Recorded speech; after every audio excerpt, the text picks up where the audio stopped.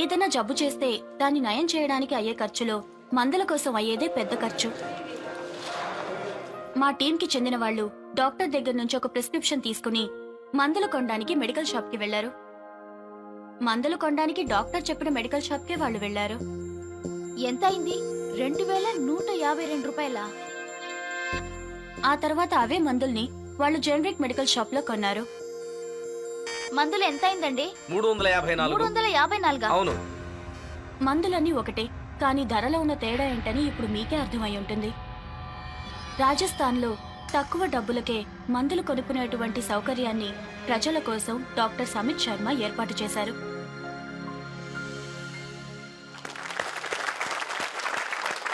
నాకు చాలా ఆశ్చర్యంగా ఉంది డాక్టర్ సమిత్. మా కరెస్పాండెంట్ ఒక కొట్టికి మందులు కొనడానికి వెళ్ళినప్పుడు ఒక షాప్ లో వాళ్ళ ఆ మందుని 2000 రూపాయలకి కొన్నారు, అంటే 2000 రూపీస్కి. అదే జనరిక్ షాప్ లో ఆ మందు కొన్నప్పుడు అదే మందుకి వాళ్ళు కేవలం 300 తీసుకున్నారు. అదెలా సాధ్యం? ఇప్పుడు ఈ సమయంలో ఒక్కొక్క నిమిషము, ఒక్కొక్క సెకండు అన్ని వైపులా ట్రాజెడీ జరుగుతూ ఉంది. ఎర్త్ క్వేక్, సునామీ గురించి మాట్లాడుతున్నాం. అందులో చాలా మంది ప్రాణాలు ఒక్క సెకండులో పోయాయి. అంతకన్నా ఎక్కువ ప్రాణాలు ఈ ట్రాజెడీ వల్లే పోతున్నాయి. ఏంటి ఆ ట్రాజెడీ? ఆ ట్రాజెడీ ఏంటంటే అది ఆ మందుల ధర చాలా తక్కువ. కానీ మార్కెట్ నుండి వాటిని కొనేటప్పుడు అవి మనకు 5%, 10%, 20%, కొన్ని సందర్భాల్లో 50%కు పైగా డబ్బిచ్చి కొంటాం. మన ఇండియాలో చూసామంటే 40 కోట్లకు పైగా ఉన్న ప్రజలు 2 పూట్ల భోజనాన్ని కూడా కష్టపడుతున్నారు. వాళ్ళెలా ఈ మందులు కొనగలుగుతారు? దీనివల్ల చాలా మందికి మందులు దొరకట్లేదు అంటున్నారు. WHO చెప్పేదేంటంటే స్వాతంత్రం వచ్చి 65 ఏళ్లైనా ఇప్పటికీ ఇండియాలో 65% ప్రజలు ఇలాంటి మామూలు మందులు కూడా కొనలేని స్థితిలో ఉన్నారు. ముఖ్యమైన మందులు దాని ధర వల్ల వాళ్ళు దాన్ని కొనలేకపోతున్నారు. సరే, మీరు జనరిక్ మెడికల్ షాప్ అంటున్నారు కదా, దాన్ని తెలుగులో ఏమనంటారు? కొంచెం వివరంగా చెప్పండి. నేను మీకు వివరంగా చెప్తాను. జెనరిక్ అంటే ఈ మందు లోపల ఒక సాల్ట్ ఉంటుంది, అదే ఆ మందు లోపల ఉంటుంది. దాని పేరు కెమికల్ నేమ్. అది కెమికల్ నేమ్. సరే, ఇప్పుడు నేను మీకు బాగా అర్థమయ్యేలా చెప్తాను. అలా చూడండి, ఆ అమ్మాయి చాలా సన్నగా ఉంది.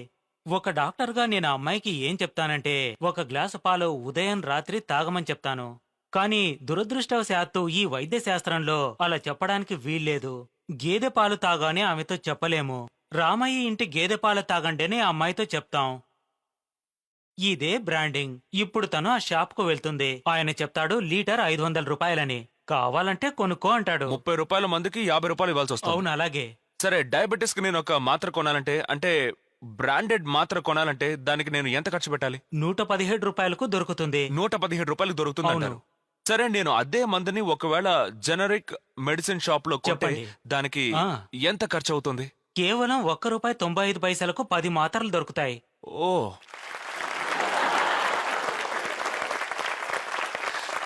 సరే, ఆ 2 మాత్రలకి ఎటువంటి తేడా లేదు అంటున్నారు? ఎటువంటి తేడా లేదు. ఎందుకంటే ఉత్పత్తి ధర అంతే అండి. మ్యానుఫ్యాక్చరింగ్, ప్యాకింగ్, ట్రాన్స్పోర్ట్, దాని రీటైల్ ప్రైస్ ఉంది. అదేంటంటే మార్జిన్ ప్రైస్. అన్ని కలిపి అంతే, తక్కువ ధరకే దొరుకుతుంది. క్యాన్సర్ కి సంబంధించి ఒక విషయం చెప్తాను. చెప్పండి. అందులో బ్లడ్ క్యాన్సర్ కు ఒక్క మందునే ఉపయోగిస్తారు. మార్కెట్ లో 1.25 లక్షకు ఒక ప్యాకెట్ దొరుకుతుంది. 1.5 లక్ష? 1.25 లక్ష పెట్టి కొన్న ప్యాకెట్ ఒక నెల. అదే మందుని జనరిక్ లో వేరే వేరే కంపెనీ వాళ్ళు తయారు చేస్తున్నారు. ఒకరు 10,200కు అమ్ముతున్నారు, ఇంకొకరు 8,700కు అమ్ముతున్నారు, మరొకరు 6,500కు అమ్ముతున్నారు. పట్టుదలతో ఈ రోజు రాజస్థాన్ లో తక్కువ ధర ఉన్న మందుల్ని ప్రజల దగ్గరికి తీసుకెళ్తున్నారు. దానివల్ల ప్రజలు లాభం పొందుతున్నారు. అద్భుతం. సరే, ఒక విషయం చెప్పండి. డాక్టర్లు ప్రిస్క్రిప్షన్ లో రాసేటప్పుడు జనరిక్ అని ఎందుకు రాయట్లేదు? ఎందుకు బ్రాండెడ్ మందులు రాస్తున్నారు? చెప్తే నేను ఉండను. కాదు, మీకేం కాదు. ఒక కొత్త మెడికల్ ప్రాక్టీస్ మొదలు పెట్టేటప్పుడు వాళ్ళ దగ్గర కంపెనీల యొక్క మెడికల్ రిప్రజెంటేటివ్లు వస్తారు. సేల్స్ ని ప్రమోట్ చేయడమే వాళ్ళ ముఖ్యమైన పని. వాళ్ళ బేసికల్ పనే అది. మా మందునే రాయండి, అది చాలా బాగా పనిచేస్తుంది అని చెప్తారు. డాక్టర్లు వాళ్ళ మందులే రాయాలని ఒత్తిడి చేస్తారు, టెంప్ట్ చేస్తారు. ఈ కారణంగా తక్కువ ధరకు అమ్మాల్సిన మందుల్ని ఎంతో ఎక్కువ % ధరకు అమ్మేస్తున్నారు. ప్రజలు వాటిని కొంటున్నారు. మరేం చేస్తారు? మేము టెండర్ వేసేటప్పుడు చాలా కంపెనీ వాళ్ళు వస్తారు. ఇండియాలో అయితే చాలా పెద్ద పెద్ద రెప్యూటెడ్ కంపెనీలే ఉన్నాయి. వాళ్ళ పేర్లని వేళ్ల మీద లెక్క పెట్టచ్చు. వాళ్ళందరూ 70 రూపాయల మందుల్ని 2 రూపాయలకి అమ్ముతున్నారు. 2 రూపాయలకి ఇస్తున్నారు, 5 రూపాయలకి ఇస్తున్నారు, 30 రూపాయల మందుని 5 రూపాయలకే ఇస్తున్నారు. ఇంత తక్కువ ధరలో కంపెనీ ఇవ్వగలుగుతుంది. వాళ్ళు ఇస్తున్నారు, తక్కువ ధరకి ఇస్తున్నారు, మేము తీసుకుంటున్నాం. సరే, మరొక విషయం విషయం వినండి.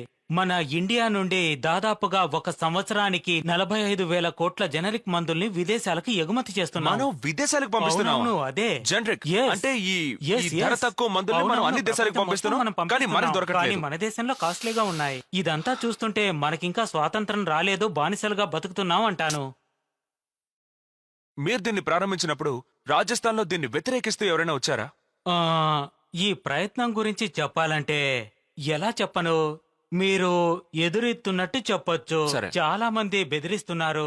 మాఫియా ఉంది, డ్రగ్ మాఫియాలో చాలా మందికి సంబంధం ఉంది. ఇందులో ముఖ్యమైన విషయం ఏంటంటే 100 సంవత్సరాలుగా జరుగుతున్న ఆచారాన్ని మార్చాలని చూస్తున్నాం. ఆహా. కానీ మేమెప్పుడు డాక్టర్స్ ని తప్పు పట్టాం. కరెక్ట్. అందరూ డాక్టర్లు తప్పు చేయరు. 50-60% డాక్టర్స్ ఇష్టపడతారు. ప్రజలకు మందులు తక్కువ ధరకే దొరకాలని మందులు కోరుకుంటారు. దొరకాలని ఆశపడతారు. ఈ రోజు కూడా చాలా మంది డాక్టర్స్ వాళ్ళ ఇళ్ల నుండి శాంపుల్స్ ని తీసుకొస్తున్నారు. వాళ్ళ పాకెట్ల నుండి డబ్బులతో పేషెంట్లను నయం చేస్తున్నారు. చెప్పారు. అలాంటి డాక్టర్స్ కరెక్ట్గా ఉన్నారు. అందువల్ల మీకు చిన్న ఉదాహరణ చెప్తాను. మా ఇంట్లో పనిచేసే ఆవిడకు ఒక అబ్బాయి ఉండేవాడు. మేము హాలిడేస్ గడపడం కోసం బయటికి వెళ్ళాము. ఒక 10-12 రోజుల తర్వాత తిరిగి వచ్చినప్పుడు పని ఆమె ఒక్కతే వచ్చింది. తనెప్పుడు వాళ్ళ అబ్బాయితోనే మా ఇంటికి వచ్చేది. మా పిల్లలతో ఆ అబ్బాయి ఆడుకుంటూ ఉండేవాడు. ఆమె ఒక్కటే వచ్చింది, రాజు రాలేదు. ఆ అబ్బాయి ఎక్కడా అని మేము అడిగాము. మీరు వెళ్లిన తర్వాత అబ్బాయికి వాంతులు విరోచనాలు అయ్యాయని చెప్పింది. ఆ వాంతులు విరోచనాలకు మందులు కొనడానికి వెళ్ళినప్పుడు ఆ మందుల షాప్ ఆయన 400 రూపాయలు అవుతాయని చెప్పాట. ఆ మందులకు అంత డబ్బులు ఇవ్వలేను, నా దగ్గరంత డబ్బు లేదని చెప్పిందట. రాత్రంతా వాంతులు విరేచనాలయ్యి ఆ అబ్బాయి ఉదయానికి చనిపోయాడు. ఇప్పుడు నేను చెప్పేదేమిటంటే ఆ డాక్టర్ రాసిచ్చిన మందులు 1.5 రూపాయి 2 రూపాయలే అవుతుంది. పాపం ఆ అబ్బాయి చనిపోయిండేవాడే కాదు, 65 సంవత్సరాల తర్వాత కూడా వాంతులు విరేచనాలతో ఒక అబ్బాయి చనిపోతున్నాడంటే ఇంతకంటే నీచమైన అవమానం మన దేశంలో ఇంకేదీ లేదు. వీటన్నిటిని మనం ఖచ్చితంగా మార్చగలం. మనమంతా కలిసి ప్రయత్నించామంటే తప్పకుండా మార్చగలం. ఇది చాలా సులభం. మనం కొత్తగా ఫ్యాక్టరీ నిర్మించనవసరం లేదు. తప్పుగా జరుగుతున్న వాటిని ఆపాలి, అంతే. మిత్రులారా, డాక్టర్ సమిత్ గారి మాటలను బట్టి మనకు ఒక విషయం అర్థమవుతోంది. మందుల యొక్క కాస్ట్ ఉందే, అదేమిటంటే మ్యానుఫ్యాక్చర్ యొక్క కాస్ట్ ఉందే, అది చాలా తక్కువ. మనకి తక్కువ ధరకి మందులు దొరికే అవకాశం ఉంది. కానీ దానికి మన ప్రభుత్వం జనరిక్ మెడిసిన్ షాప్లను ఓపెన్ చేయాలి. ఉదాహరణకి మనం రాజస్థాన్ ప్రభుత్వాన్ని చూడొచ్చు. వాళ్ళకి నేను సల్యూట్ చేస్తున్నాను.